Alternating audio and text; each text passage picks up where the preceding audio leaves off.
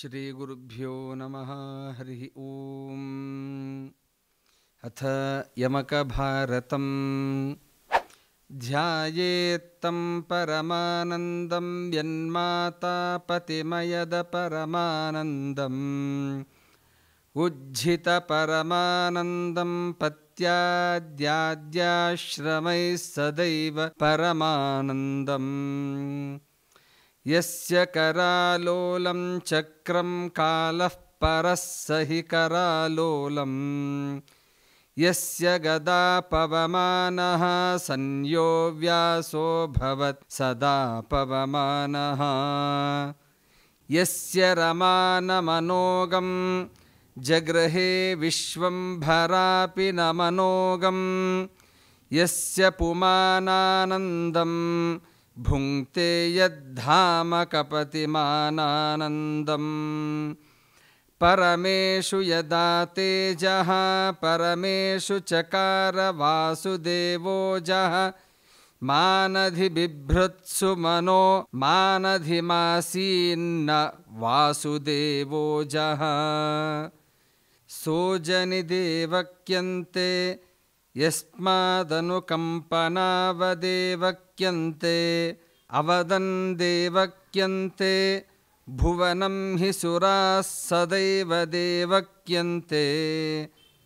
नीतो वसुदेवेन स्वततेन स गोकुलं सुवसुदेवेन तत्र यशोदातनयं मेने कृष्णं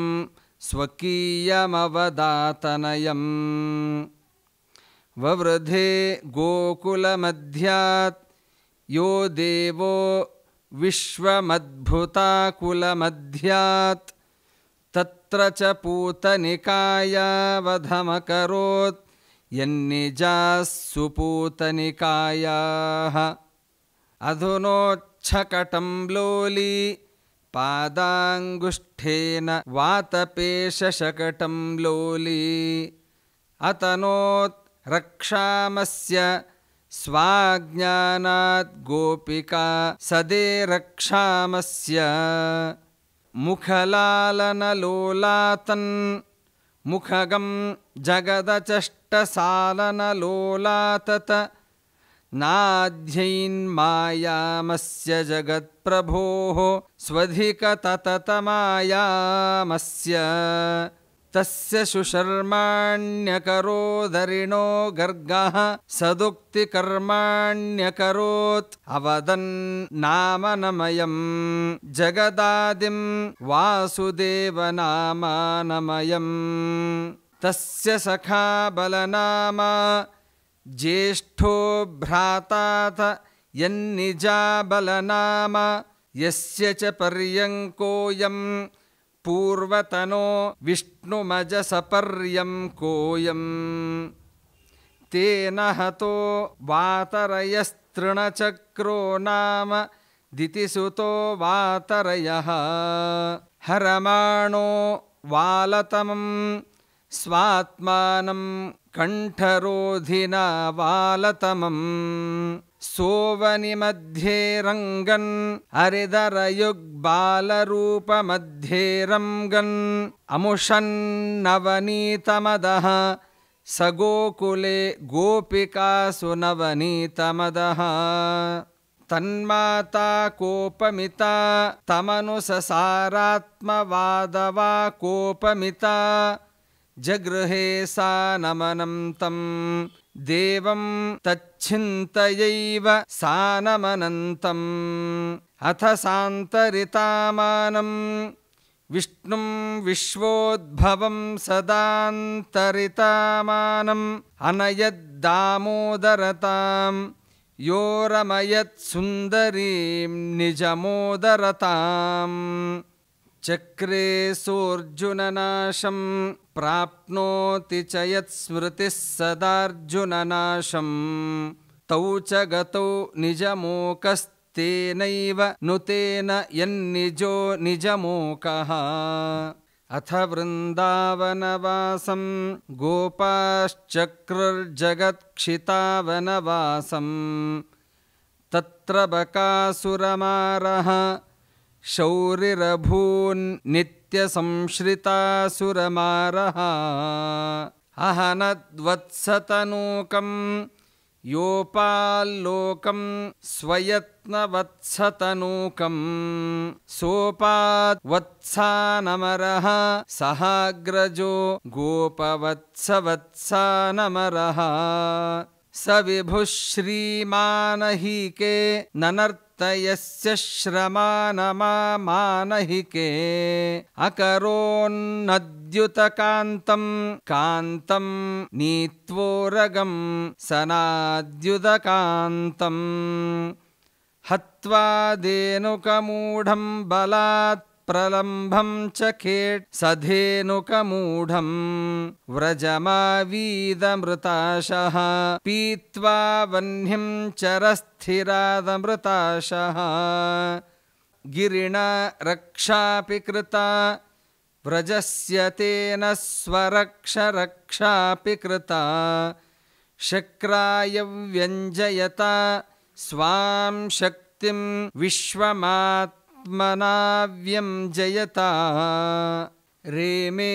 गोपीश्वरिः समन्मथा क्रान्तसुन्दरीपीश्वरिः पूर्णानन्दैकतनुः सविश्वरूक्पावनोऽप्यनन्दैकतनुः अथ हतयोर्गलिकेश्योः श्वफल्कजा प्रापितः पुरीं गलिकेश्योः भुङ्क्त्वा धनुराजवरं जघान तेनैव च स्वयं रामवरम् मृत्नन्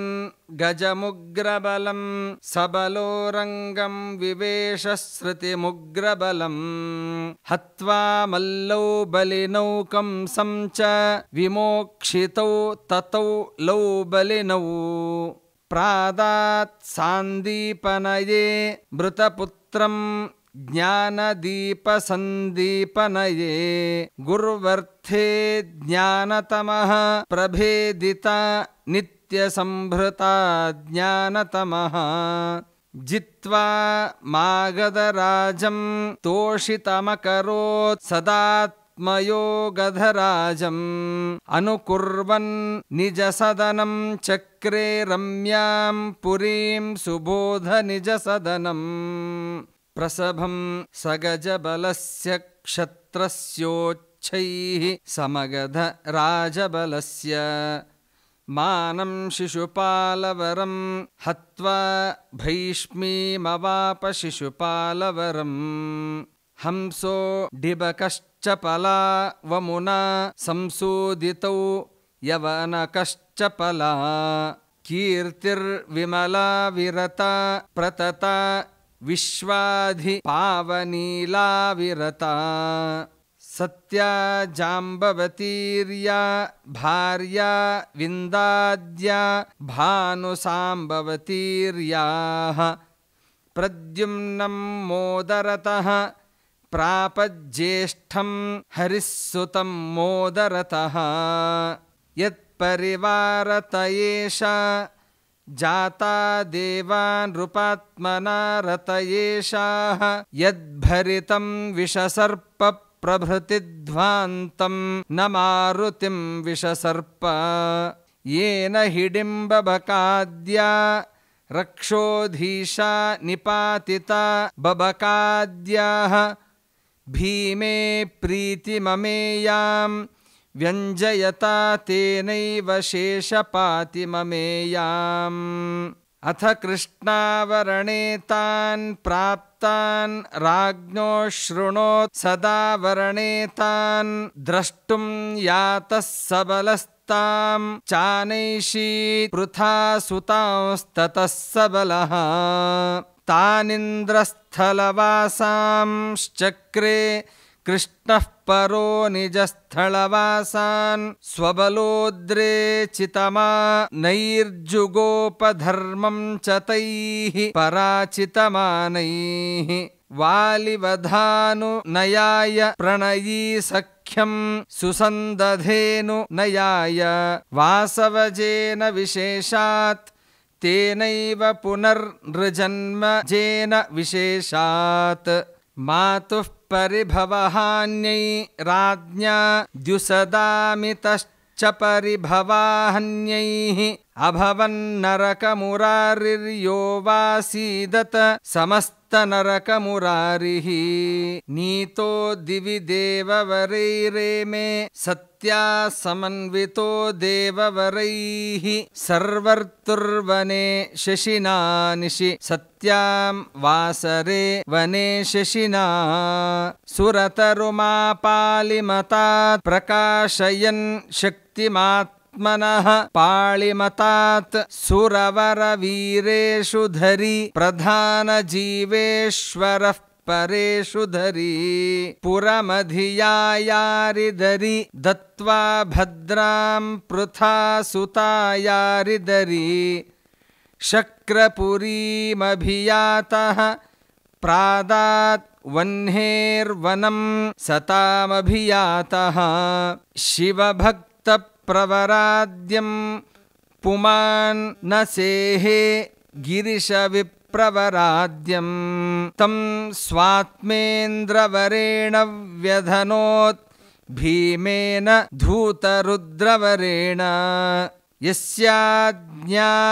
बलसारैः पार्थैर्दिग्भ्यो हृतं दलं बलसारैः जित्वाक्ष्मामविशेषां प्रसह्य भूपान् समस्तकामविशेषाम् अथ पार्थान् क्रतुराजं प्रापयदमरेट् सरुद्रशक्रतुराजं पूजातेनावापि छिन्नश्चैद्यः श्रुतिं गतेनावापि निहतौ सौभकरुषौ शीतो भातश्च येन तौ भकरुषौ अजयद्रुद्रं चरणे बाणार्थे वनतिपतितक चन्द्रं चरणे असृजज्वर मुग्रतमः क्षयप्रदो लीलयाधिवरमुग्रतमः क्रीडामात्रं विश्वं प्रकाशयन्नात्मनः स विहरकमात्रं विश्वं यस्यावेशोरुबलान् न्यहनत् पार्थोऽसुरान् प्रजेशोरुबलान् वरदानादस्यैव जगत्प्रभोरीरणात् समनुगत नादस्यैव यस्यावेशात् सबलः प्रचकर्षपुरं प्रसह्यवेशात् सबलः कुरुपतिनामनुयमुना कृष्टा येनाहुरह्यर्मतनुयमुना यद्बलवान् क्रोधवशान् निनायनाशः वृकोधरः क्रोधवशान् लेभे चान्यागम्यं स्थानं पुष्पाणि धाम चान्यागम्यं यद्बलभारवहत्वान् नाचलदुरगाधिभिः सभारवहत्वात् धर्मादरिहापि पदं भीमो येनैव साहसं रिहापि पदं न हि नहुषोलं नहितुं धर्मो द्रौणिस्थतेतरोलं नहितुं नोराट्कर्णो ब्रह्मवरी येन ध्वस्तोऽस्त्रमग्रहीत् सुब्रह्मवरी क्षात्रं धर्मं स्ववता गुरुवृत्त्यै केशवाज्ञया च मम स्ववता सर्वं सेहे मनसा भीमेनेशैकमानिना हे मनसा यद्भक्तप्रवरेण प्रोथः स्वस्मिन् स कीचकः प्रवरेण पतितास्तस्य सहायाः कृष्णार्थे मानिनः समस्य सहायाः यद्भक्त्यानुगृहीतौ पार्थो भीमश्च गोनृपौ नुगृहीतौ ऋणमुक्त्यै सुव्यत्यस्त्यै क्रमशो वीरावमुञ्चतां सुव्यत्यस्त्यै यद्भक्त्यामितयालं कृष्णाकार्ये विवेश कृष्णाकार्ये यामीरार्दतनुत्वान् नापात् भीमादृतेऽपि नापाद्भीमात् यां स्प्रष्टुमिच्छन्तमजातशत्रुं न्यवारयत् स्वस्थमजातशत्रुम् शम्रूपाने नित्यरतेरियं श्रीरिति स्म देवेड्यदितेरियं श्रीः मनसा मनसा मनसा मनसा यमनन्तमजस्रमवेदनुया विलयं विलयं विलयं विलयं निखिलं त्वशुभं प्रचकार च यः सोगाद्दूतमुखेन प्रभुणेदं वर्तते यदूतमुखेन पार्थार्थे बहुतनुतां यत्र प्रकाशयत् स्वयं सवहुतनुतां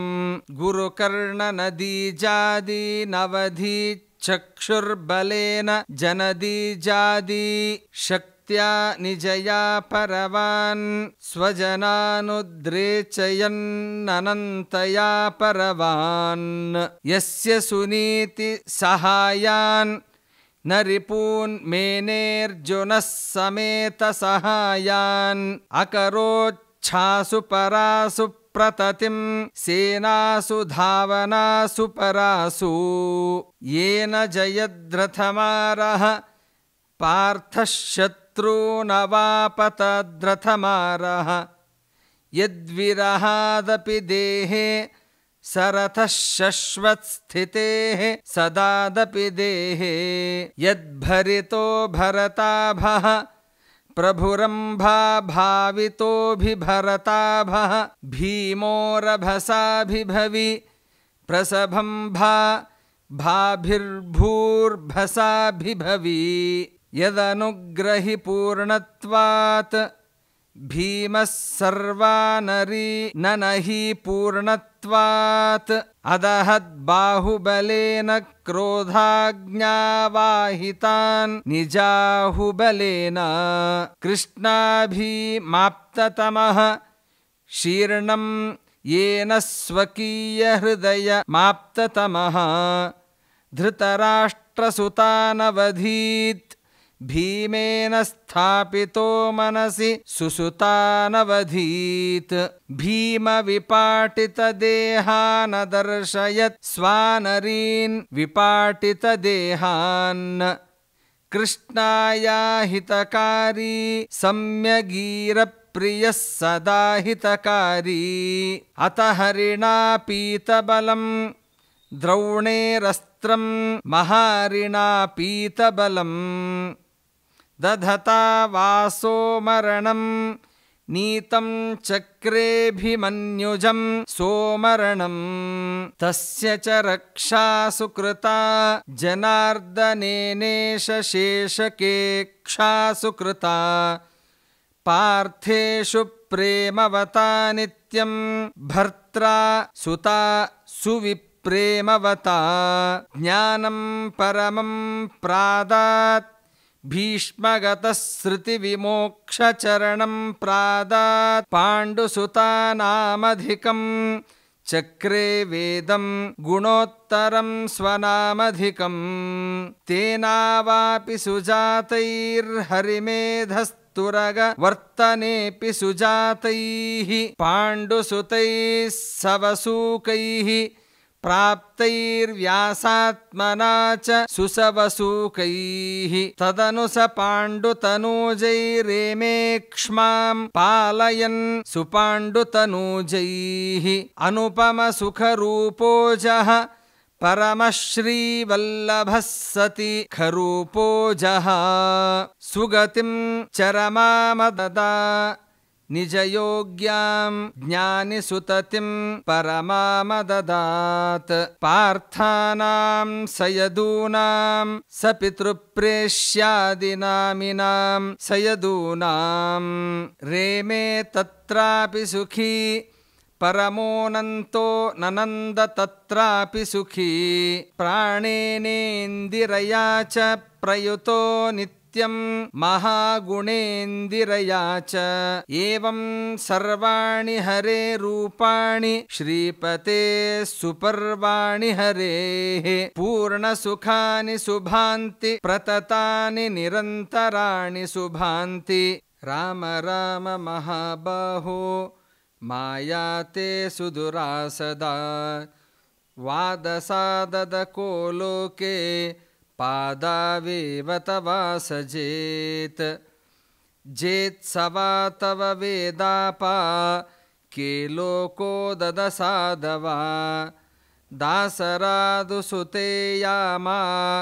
होबाहा मम रामरा देवानां पतयो नित्यं मतं यस्य न जानते तस्मै देव नमस्येऽहं भवते सुरमारये समस्तदेवजनक वासुदेव परामृत वासुदेव परामृत ज्ञानमूर्ते नमोऽस्तु ते देवादे देवलोकप पूर्णानन्दमहोदधे सर्वज्ञेश रमानाथ देवादे देवलोकप यो निर्ममेशेषपुराणविद्यां यो निर्ममेशेषपुराणविद्यां यो निर्ममेशेषपुराणविद्यां यो निर्ममेशेषपुराणविद्याम् अनन्तपारामितविक्रमेश प्रभो रमापारमनन्तपार महागुणाढ्या परिमेयसत्त्व रमालयाशेषमहागुणाढ्या भाभा भाभा भाभा भाभा भाभा भाभा भाभा भाभा भाभा भाभा भाभा भाभा भाभा भाभा नैव परः केशवतः परमादस्मात् समस्तशुकेशवतः सोऽयं शपथवरो नः शश्वतसन्धारितः सुशपथवरो नः कृष्णकथेयं यमिता सुखतीर्थे नोदिताननेयं यमिता भक्तिमता परमेशे सर्वोद्रेका सदानुता परमेशे इति नारायणनाम सुखतीर्थपूजितः सुरायणनाम पूर्णगुणैर्धिकपूर्ण ज्ञानेच्छाभक्तिभिस्वधिकपूर्ण इति श्रीमदानन्दतीर्थभगवत्पादाचार्यविरचितं यमकभारतं सम्पूर्णं श्रीकृष्णार्पणमस्तु।